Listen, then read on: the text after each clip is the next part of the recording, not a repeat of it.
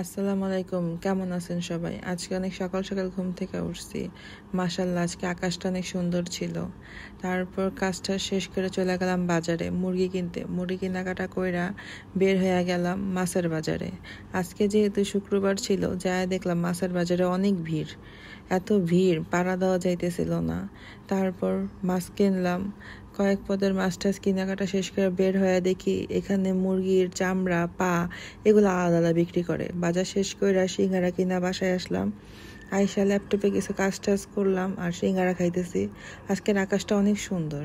আমার শাশুড়ি মাছ টাছ কাটলো, মাছ কাটতে কাটতে সে অনেক ক্লান্ত হয়ে গেছিল। তারপর আমি একটু মাছ কাটায় হেল্প করলাম। তারপর গোসল টোসল কইরা আমি আমার ভাগ্নি গেলাম ছাদে গেলাম। আজকের রোদটা ভালো মিষ্টি রোদ, শীতকাল যেহেতু রোদ তো মিষ্টি ভালোই লাগতেছিল।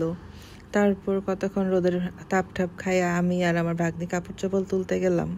কাপড় চোপড়গুলা বুয়া সকালে ধুইয়া মেলা দিয়া গেছিল। আমার শাশুড়ি যেহেতু একটু অসুস্থ, তা আমি আমার ভাগ্নি গেলাম ছাদে। সাধারণত আমি ছাদে আসি না। তারপর কাপড় চোপড় তুললাম।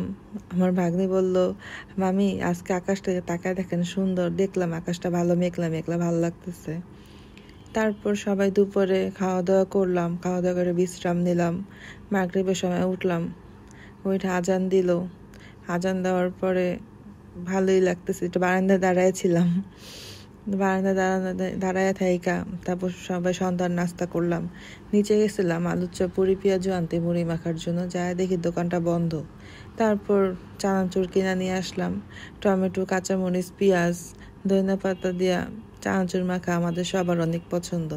তারপর আমার ভাগ্নি চানাচুর দিয়া মুড়ি দিয়া মাখতেছিল। চানাচুর কিনা বাসায় এসে দেখি চানাচুরের ডেট আর একদিন আছে।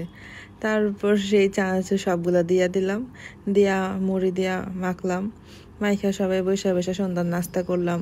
যেহেতু সন্ধ্যার নাস্তার সময় সবাই মিলে একসাথে গল্প সল্প করলাম। কইরা 1 কাপ চা, এটা তো আমার খাইতেই হয়। খাওয়া দাওয়া শেষ করে রাতে রান্না করতে গেলাম। আজকে আর কেউ রাতে ভাত খাবে না, সবাই সবজি আর রুটি খাবে। তারপর সব সবজি টবজি কাইটা সবজি বানাইলাম, রুটি বানাইলাম। রুটিগুলো আজকে ভালোই ফুলতেছিল। আমি আবার রুটি বানাইতে পারি না, আমার রুটি সুন্দর গোল হয় না।